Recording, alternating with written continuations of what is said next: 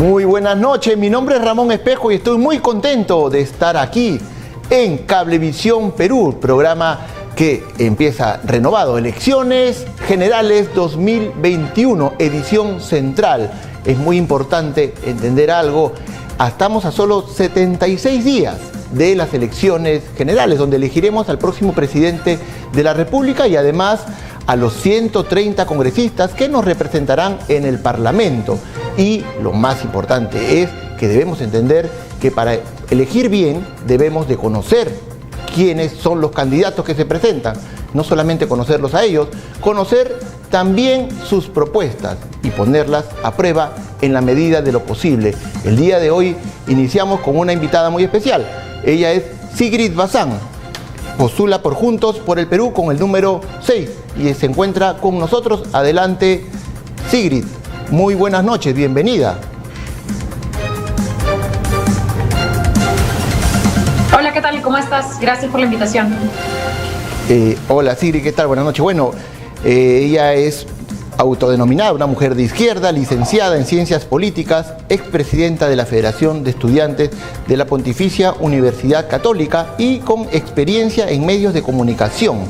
Así es como, aparece en sus redes sociales. ¿Lo he dicho bien, Sigrid? Así es como ella se autodenomina. Lo digo porque mientras yo veía tus redes sociales para hacer la presentación, no podía dejar de pensar en los ataques que ha recibido por parte de la señora Magali Medina, quien se ha referido a ti diciendo que tú siempre fuiste una política que ha utilizado a los medios de comunicación, al periodismo, para tus fines políticos. ¿Qué podrías responder a eso? Bueno, que creo que mi trayectoria dice mucho más de lo que podría decir la señora Magali Medina o cualquier otra persona, ¿no? Yo no creo que la gente haya pensado hace 7 años en medios de comunicación, 2 de ellos en radio, 6 de ellos en prensa escrita, 4 y medio de ellos en televisión, que he usado estas plataformas por un tema personal, todo lo contrario. De hecho, ya renunciar a 2 trabajos y postular al Congreso es algo que tiene que ver o que dista mucho de temas personales, sino que habla más bien del desinterés y de las ganas que yo tengo de trabajar por el país, más allá de cualquier otro trabajo, ¿no? Ya, pero digamos, para entender bien el tema y para aclararlo, en todo caso, ¿tú te sientes más, digamos, una periodista que ha dado el salto a la política o una politóloga que hizo, o una política que hizo, digamos, un paréntesis en su carrera y se dedicó a lo que es medios de comunicación? ¿Cuál es tu sentido? No, yo me siento más una ciudadana que he trabajado y luego de haber trabajado en el sector privado alcancé un techo en el cual siento que desde el sector público puedo hacer mucho más por la gente. Ok. Pasando a otro tema, causó mucho revuelo el tema del señor Daniel Olivares hablando de lo que es el consumo de la marihuana. Bueno, un tema que debería ser irrelevante, pero que cobró mucha importancia en algún sentido. ¿Cuál es tu posición sobre la legalización, en todo caso, de la marihuana, sea recreativa, sea medicinal? ¿Cuál es tu posición personal? Bueno, fumar marihuana en este país es un privilegio, es para los que pueden pagar, ¿no es cierto?, por ella. Yo no vengo aquí en esa candidatura a hablar de privilegios, yo vengo en esta candidatura a hablar de derechos. Y si hay personas que están mal de salud, que tienen enfermedades tremendas y terribles como epilepsia, etcétera, y que pueden mejorar su calidad de vida a través del cannabis medicinal, pues claro, estaría a favor de regular el cannabis medicinal para que puedan haber empresas públicas o en todo caso que la gente conozca y de confianza que provean de este aceite de cannabis a aquellas personas con condiciones que lo necesitan, ¿no? Yo vengo, como te comentaba, a hablar de derechos, más allá de los privilegios de si uno u otro congresista fuma recreacionalmente porque puede pagarla, es otra cosa. ¿Te pareció desatinado en todo caso sus comentarios? No, yo no diría que es desatinado el comentario del señor Olivares. Yo no calificaría o no haría una cuestión de Estado por lo que haga o deje de hacer el señor Olivares. Yo simplemente hablo por un tema de políticas públicas. Mi interés es llegar al Congreso, no hablar de la vida privada del señor Olivares. Si él decide hacerlo, bueno, es un tema... Digamos, lo público y lo privado, en este caso, es de interés también general. Por ejemplo... Depende. Depende. Por ejemplo, a la gente le interesaría saber si tú has consumido marihuana. Sí, claro, en la universidad, y lo he dicho, no tengo ningún problema. Para mí, ese es un tema, como te comento, de gente que tiene el dinero para comprar ese tema. Yo, por ejemplo, en particular la he probado, pero eso no quiere decir que la consuma. Y si la consumiese o no, sí siento que es un tema de la vida personal de cada quien, ¿no? Finalmente, Es como que yo te pregunte a ti por tu esposa, o por lo que haces en tu cuarto, o en tu vida privada, o en tu tiempo libre. No es un tema de política pública. Ya, yo, pero por ejemplo, el consumo de... Olivares hubiera comentado otra cosa, ¿no? Además, toda esta polémica surge porque a él se le graba en una sesión del Congreso fumando algo. Eso ya es un tema que él salió a explicar en su momento, ¿no? Pero no podrías dejar de reconocer que, digamos, legalizar el consumo de marihuana en general, de manera no solamente medicinal, sino recreativa, generaría un impacto social. No es bueno, cualquier trabajaría cosa con los estudios que existan sobre el tema del impacto de la legalización o la regularización. Como te digo, mi prioridad ahora no tiene que ver con regular la marihuana en el espacio recreacional. Mi prioridad ahora tiene que ver con que la gente tenga trabajo, la gente tenga una pensión digna, la gente tenga salud en medio del COVID. Yo creo que el resto es secundario. Aprovecharía mi tiempo o mis segundos para hablar de esos temas, ¿no? La última sobre este tema, ¿no la consideras adictiva? No lo sé, tendría que hablar con un médico usted. Yo soy una candidata al Congreso. Bueno, como dices que lo has consumido, pero ya no, entonces supongo que consideras... No tiene nada que ver, es como que yo le pregunte a usted, ¿ha consumido alcohol? Y usted me dirá seguro sí. ¿Te consideras que el alcohol es adictivo? Si me dice sí con total certeza, bueno, yo en todo caso diría que debería indagar sobre el tema de qué tan adictiva es dentro del rango. La verdad es que, como te digo, no soy una especialista no es un sobre tema la que te marihuana por mucho. haberla probado alguna vez. Ok, viendo sus propuestas, debo decir, tienes una amplia gama de propuestas en redes sociales y recomiendo que todos los votantes investiguen un poquito más. Vamos a entrar de lleno a lo que es la seguridad. He tratado de escoger algunas, porque en realidad son muchas de cada tema. Propones aumentar en 50% el patrullaje en todo el país. Me queda una duda. En este caso, ¿eso le compete al Congreso? ¿Cómo lo podríamos hacer desde el Congreso? No. Es una buena propuesta, pero ¿cómo podríamos hacerlo?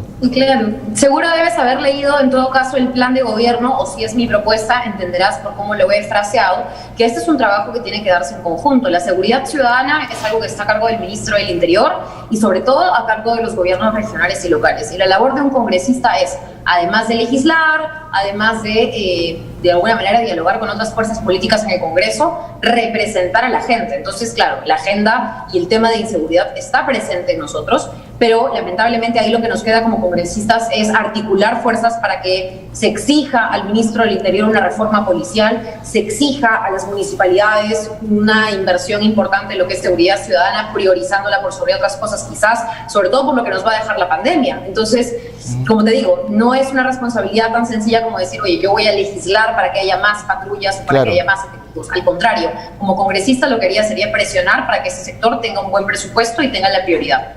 Ya, pero para aclarar el tema, es lo que me ha enviado tu jefe de prensa respecto de tus propuestas. No les he sacado del partido, sino de las propuestas de Sigrid Bazán. Sobre lo mismo, mencionas aumentar los efectivos de seguridad, uno por cada 300 personas, en las ciudades más importantes de cada región, en los distritos, y el sistema de seguridad ciudadana que cuente con participación vecinal, en todo caso. Sí. ¿Nos puedes ampliar un poquito sobre ese tema? Esa es la propuesta del plan de gobierno de Verónica Mendoza. Creo que como candidata desde Cusco, ella conoce mucho más que cualquiera otra de las candidaturas u ofertas electorales que existen, cómo articular con, por ejemplo, las rondas campesinas. Hay muy pocas autoridades y yo retaría a otros candidatos como el propio señor Forsyth que nos hablen de cuál es la dinámica de las rondas campesinas para poder sancionar o no la delincuencia ahí donde el Estado no tiene presencia. Ahí donde deberíamos tener a un ministro del Interior dando las reglas y orientando a que las personas se sientan más seguras. Eso como punto número uno. Como punto número dos, además de las rondas campesinas, están las juntas vecinales. Entonces la idea es, como congresista, conversar y dialogar con esas juntas, o en todo caso incluso ser facilitadores entre la autoridad municipal y aquellas juntas vecinales que puedan tener propuestas. En la pandemia y como comunicadora he visto muchos casos en donde las propias personas financian sus cámaras de vigilancia porque la municipalidad no se da abasto o no gestiona bien el presupuesto. Claro. Digamos, pero esto está más orientado para el tema regional en todo caso, no tanto para Lima, o también... Lo hemos dicho, pero a ver, el papel de un congresista en el gobierno regional es muy duro y muy fuerte, y hemos visto que hay congresistas que han podido hacer grandes cosas. Queremos hacerlo nosotros también desde el Congreso. Me sorprendió que en esas propuestas, en todo caso tú nos aclararás mejor, del tema de seguridad, no hayas considerado el tema de la migración masiva de extranjeros. ¿No crees que esté relacionado? ¿Qué se puede hacer con respecto a eso? ¿No lo consideras un problema? A ver, te contaré que yo no creo que la migración esté directamente relacionada con el tema de la delincuencia. Es un factor más para una serie de cosas, porque para empezar tienes más personas en el país cuando hablas de migración, de los solamente que nacen aquí, de aquellas personas que solo nacen aquí. Obviamente con la migración vienen personas de distintos países. Entonces el tema de la salud se te complica, el tema de la delincuencia se te complica, el tema de darte abasto para otras personas se te complica, es transversal. Pero solamente para que no se desinforme la gente que nos está escuchando, de repente, y mi contacto de prensa te ha enviado las 5 o 6 propuestas más saltantes. Nosotros tenemos un plan de gobierno de muchísimas páginas sobre el tema de la encontrar absolutamente de todos los temas. Entonces, sobre el tema de la migración. Evidentemente la migración es un tema que nos preocupa, pero seguro ya has recibido que mis propuestas están enfatizando en el tema laboral, en el tema económico y en el tema de educación. Por ahí que se han incluido algunas otras más en agenda, pero a ver, tampoco está y tampoco te la ha enviado de repente mi jefa de prensa el tema de, por ejemplo, los derechos para las personas LGTBIQ, sí, los pero derechos para las personas afro, la ley de cuotas. Vamos por partes, no nos compliquemos la vida. Si es que no quieres hablar de la migración, yo estoy respondiendo como tú me planteas la pregunta, por eso lo menciono. Te la planteo porque me interesa el tema de la migración masiva. Okay. Olvidémonos de la seguridad, ok. Es un interés tuyo, perfecto.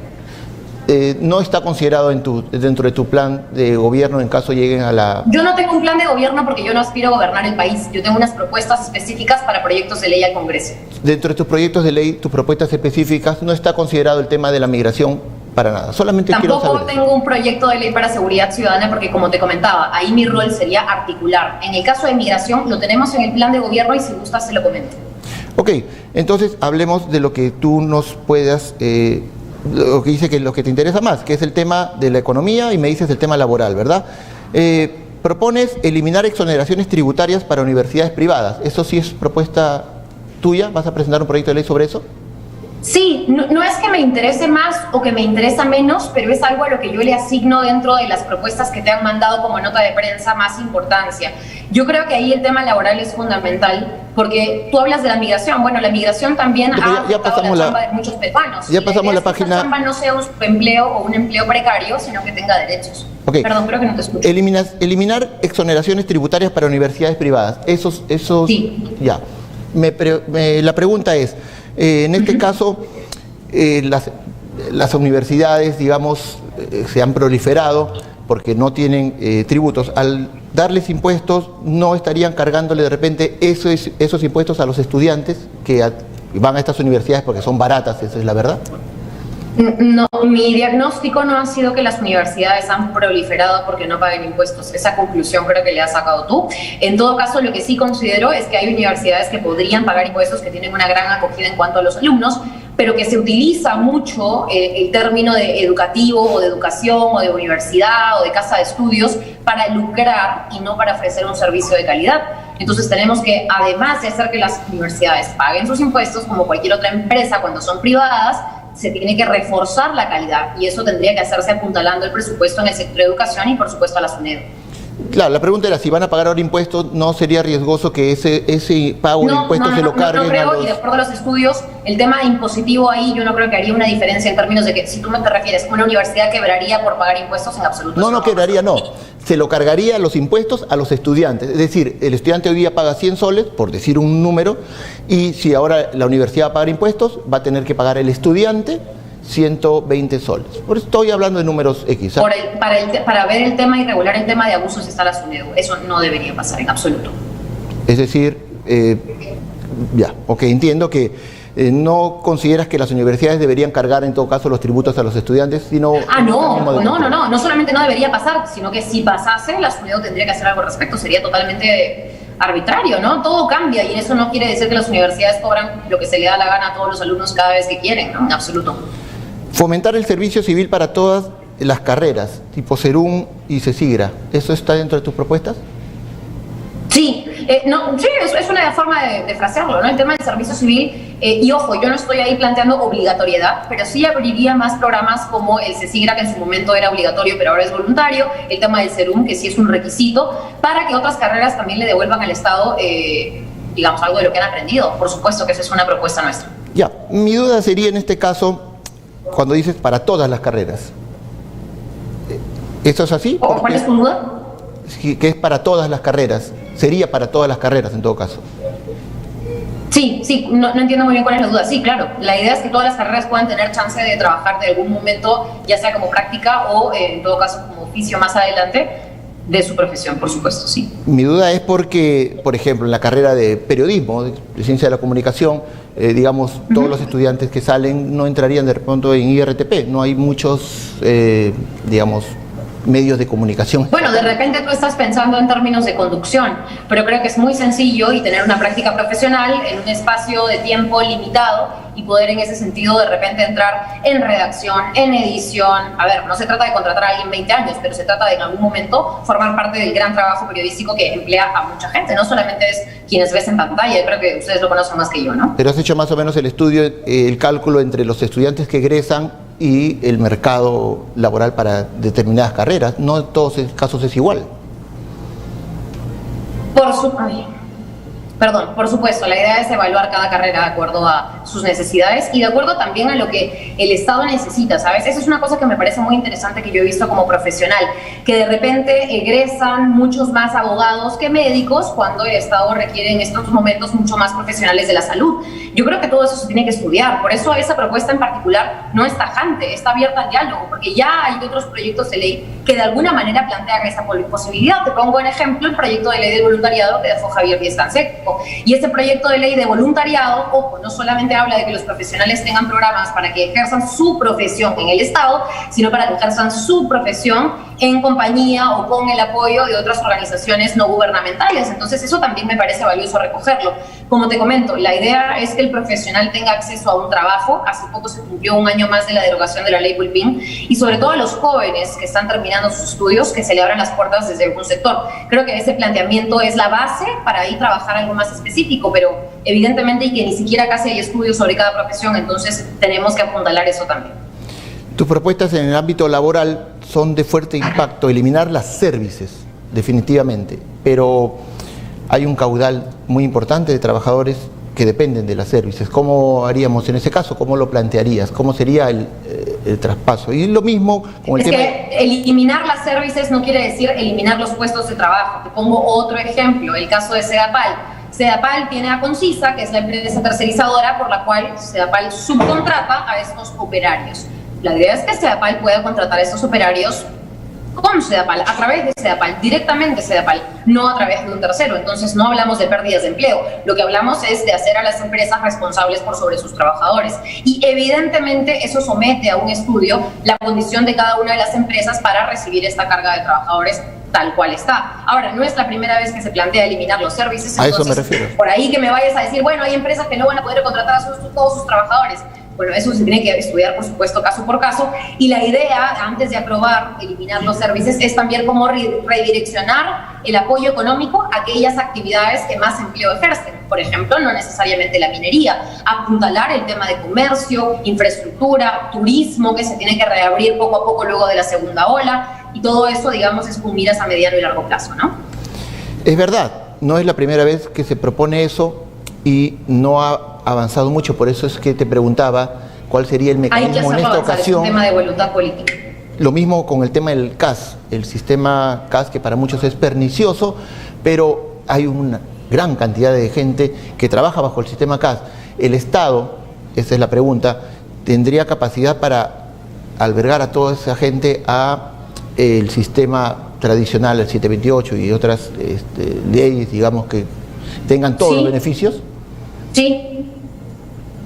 Sí, la respuesta es sí. Y te cuento por qué. Porque creo que la excusa de que el Estado no tiene dinero ya fue excusa suficiente. Lo mismo decía el Estado con respecto a los bonos y decía que no había dinero para otorgar más bonos. Terminaron cambiando un bono a uno de más de 700 soles, luego a uno de más de 900 soles y ahora han otorgado por fin, finalmente, un bono a la gente de la ONP. Pero ¿cuántas veces escuchamos la excusa de que no hay dinero? Lo mismo me preguntas tú cuando dices si hay capacidad del Estado para contratar a las personas como se debe. Lo mismo te podría contestar si me preguntas también si la empresa privada tiene la capacidad de contratar a las personas en planilla. Y yo te digo sí, sí tiene la capacidad, y en particular las empresas que han tenido exoneraciones tributarias muchísimos años y que, ahorrándose algunos soles al Estado por no pagar los impuestos que podrían haber estado pagando, recortaban también derechos de sus trabajadores. Con ese dinero podrían contratarlos, por supuesto. Entiendo que has hecho el cálculo más o menos en números de cuánto significa este traspaso de CAS a planilla. ¿Lo tienes a la mano? No, no lo tengo ahora porque no tengo los papeles, no estoy en mi casa en estos momentos, pero como te comento, más o menos, ya se ¿no lo hizo recuerdas? de alguna manera el intento de eliminar el gas, se aprobó, pero no se ha implementado porque lo que se ha hecho es que sea en el tiempo, que se elimine el gas progresivamente de aquí a 5 años. Yo creo que esa diferencia en presupuesto no es mucha y prometo darte las cifras si gustas en la próxima entrevista cuando me vuelvas a invitar, no hay problema. Ok, dar solución a las deudas tributarias es un tema también tuyo, si lo has propuesto tal cual.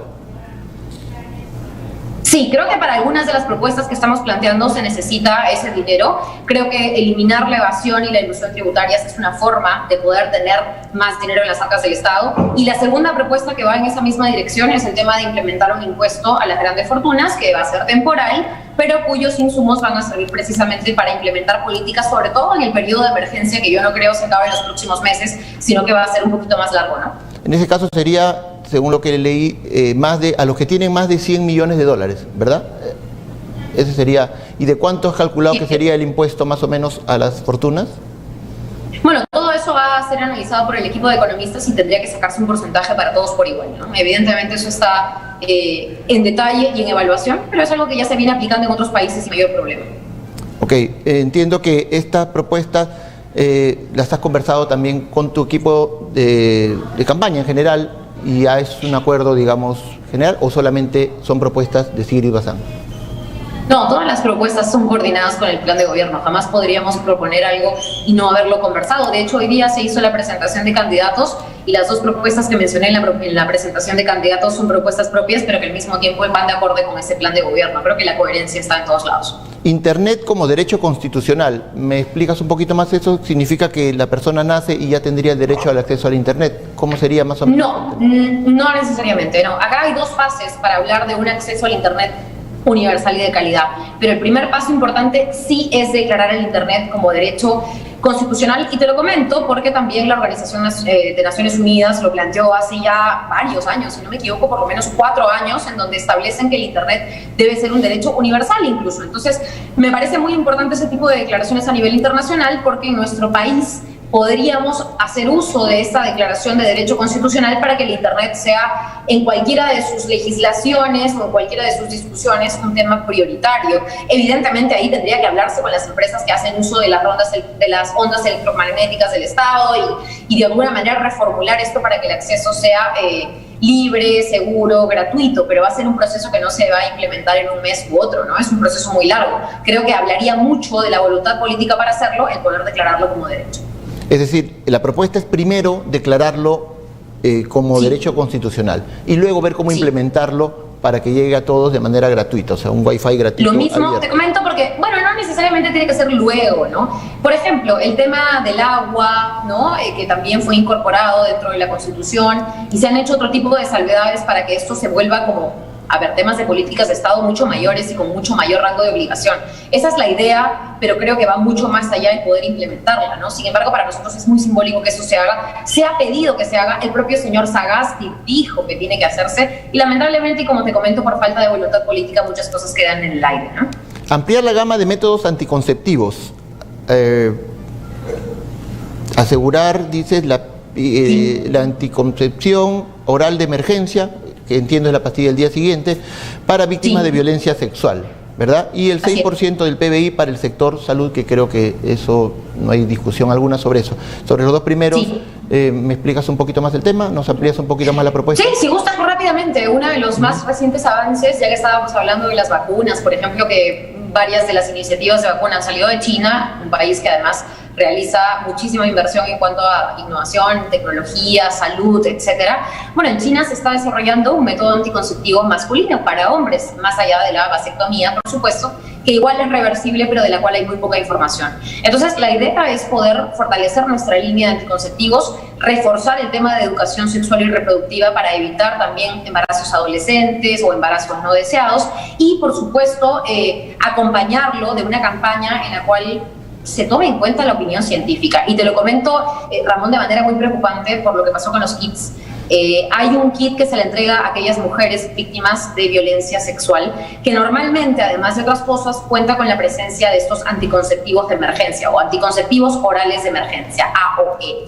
Básicamente en nuestro país el que se reparte es la píldora del día siguiente, que de acuerdo a la comunidad científica mundial no es una pastilla abortiva. Entonces la idea es que esta se incluya en los kits, porque si una mujer es violada no debería llevar el embarazo de un producto de una violación. Entonces, una forma muy sencilla de evitarlo es que al día siguiente, si es que se denuncia a tiempo, pueda esta persona recibir en el kit esa pastilla del día siguiente. Hasta hace poco la habían retirado por diferencias de varios sectores que yo creo están abogando porque esta no esté, pero dado que la comunidad científica tiene un consenso sobre ello, creo que es indispensable que en los kits esté la píldora del día siguiente. Sí. Sobre el tiempo que mencionas, en realidad ya estamos terminando, se nos ha ido volando el tiempo. Cuando una mujer es violentada sexualmente, lo primero que, digamos, la primera reacción es más bien retraerse, no comunicar, avergonzarse, porque el propio sistema, incluso judicial y policial, la ponen a la víctima como culpable. Bueno, ya es otro tema, pero lo que voy es, la píldora dura solo 72 horas. Luego de eso, ¿propondrían ustedes un tema de aborto de repente para estos casos? ¿O no está tampoco en los casos? Yo no propondría un aborto, jamás propondría un aborto, jamás. La despenalización... Yo nunca le diría a una mujer, anda a abortar, y no creo que nadie se lo deba decir. El proceso por el cual una mujer decide lo que ocurre si es que lleva un embarazo no deseado es muy personal, y lo que yo sí creo, y lo he dicho en todos los medios de comunicación, es que si esa mujer tiene que decidir por sobre su cuerpo, lo haga ella, y lo haga acompañado de un profesional de la salud. No lo haga en un mercado, no lo haga en una esquina, no lo haga porque leyó un aviso pegado en la vereda. Entonces yo sí creo en despenalizar el aborto, además de por la causal de violación sexual. En mi caso yo postulo despenalizar el aborto en cualquier causal. Por cualquier causal. ¿Te distancias en ese caso del señor Rafael López Aliaga, que dice que es un atentado contra la vida? Es lo mismo que dijo el señor Cipriani, que él le iba a pagar un hotel o le iba a adoptar a todos los chicos que nacieran de embarazos no deseados, y le preguntaría al señor Cipriani cuántos bebés ha adoptado hasta ahora, y cuando el señor que usted menciona, digamos, de alguna manera siga su camino, le voy a preguntar a él cuántos hoteles de 5 estrellas le ha dado a estas madres, porque yo no creo en esas promesas, discúlpame, pero solo una mujer sabe lo que tiene que pasar después de haber sido violada, y para colmo, después de haber sido violada y quedado embarazada. Solo una mujer sabe lo que es eso. Sigrid, nos tenemos que ir. La última, en unas palabras, el manejo de Vizcarra y de Sagasti con el tema de la pandemia. Bueno, malo, regular, ¿cómo lo calificas? Hipocresía total. ¿Quieres lo más conciso de mi respuesta por el poco tiempo? Yo creo que las dos personas que has mencionado tienen muy poca sangre en la cara. El señor Vizcarra ha tenido la oportunidad como vicepresidente de hacer algo por este país, como presidente de la República por haber hecho algo, y ahora es el primero en pedir que se posterguen elecciones. Cuando decía que lo amenazaban para postergar elecciones y para sacarlo de la presidencia, su postura era totalmente lo opuesto. Yo sí creo que hay intereses personales detrás de la candidatura del señor Vizcarra, y bueno, te diría lo mismo con respecto a otros políticos. En el caso del señor Sagasti, más allá de aprovechamiento o lo que fuere, creo que lo que hay es una incapacidad de ver cómo están las cosas y de trabajar por sobre ellas. Yo creo que les quedó grande el gobierno de transición, o que en todo caso se han quedado en la palabra transición y no han entendido que este es un gobierno de emergencia, ¿no? Muchas gracias, Sigrid. Ella postula con Juntos por el Perú con el número 6. Te deseamos muchísima suerte en las próximas elecciones. Una despedida rapidita, porque en verdad hemos volado con el tiempo. Bueno, si quieren a candidatos honestos, jóvenes, que no traigan ninguna mochila, ningún atisbo de corrupción en sus historiales, creo que deben apostar por nuevas figuras en este Congreso, y en mi caso yo voy con el número 6 de Juntos por el Perú, porque van a encontrar coherencia en lo que dice nuestra candidata presidencial Verónica Mendoza y en lo que proponemos nosotros también para llevarlo al Parlamento. Fue Sigrid Bazán, ella postula con el número 6 de Juntos por el Perú. Vamos a una brevísima pausa y regresamos con más del programa.